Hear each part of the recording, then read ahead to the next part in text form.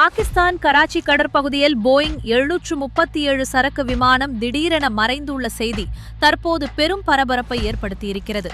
ஐக்கிய அரபு அமீரகத்தின் ஷார்ஜாவிலிருந்து கராச்சி நோக்கி வந்து கொண்டிருந்த K2 ஏர்வேஸ் நிறுவனத்திற்கு சொந்தமான போயிங் 737-400 ரக சரக்கு விமானமே இவ்வாறு அரபிக்கடலில் ரேடார் தொடர்பை இழந்து மாயமாகியுள்ளது. விமானம் மறைவதற்கு சில நிமிடங்களுக்கு முன்பு அதன் வழிகாட்டுதல் அமைப்பில் கோளாறு ஏற்பட்டுள்ளதாக விமான பணியாளர்கள் கராச்சி விமான கட்டுப்பாட்டு அறைக்கு அவசர தகவல் அனுப்பியுள்ளனர்.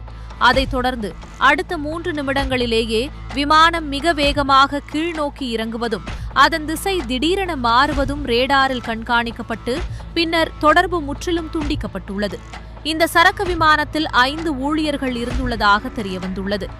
விமான கண்காணிப்பு அமைப்பான பிளைட் ரேடார் 24 வெளியிட்டுள்ள ஆரம்ப கட்ட தரவுகளின்படி இந்த விமானம் மறைவதற்கு முந்தைய கடைசி நிமிடங்கள் மிகவும் அசாதாரணமானதாக இருந்துள்ளது. விமானம் முதலில் ஒரே நிமிடத்தில் 5000 அடி கீழே இறங்கி அடுத்த 30 வினாடிகளில் திடீரென 6000 அடி மேலே ஏறியுள்ளது. இறுதியாக 36,550 அடியிலிருந்து மிக கடுமையான வேகத்தில் கீழ்நோக்கி பாய்ந்து கடல் மட்டத்திலிருந்து 1100 அடி உயரத்தில் இருந்த போது அதன் சிக்னல் முற்றிலுமாக நின்றுள்ளது.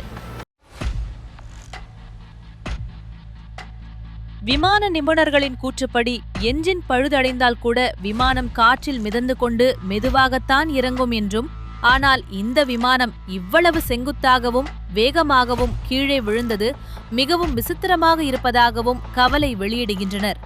தற்போது விமானம் அரபிக்கடலில் விழுந்து விபத்துக்குள்ளாகியிருக்கலாம் என அஞ்சப்படுவதால் பாகிஸ்தான் அரசு உடனடியாக மீட்பு ஒருங்கிணைப்பு மையத்தை அமைத்து தீவிர தேடுதல் வேட்டையை தொடங்கியுள்ளது.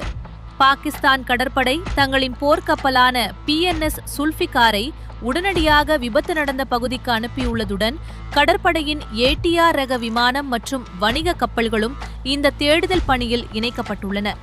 தற்போதைய நிலை வரை விமானத்தின் பாகங்களோ அல்லது அதில் பயணித்த ஊழியர்கள் பற்றிய விவரங்களோ கிடைக்காத நிலையில் தேடுதல் பணிகள் தொடர்ந்து தீவிரமாக முன்னெடுக்கப்பட்டு வருகின்றன.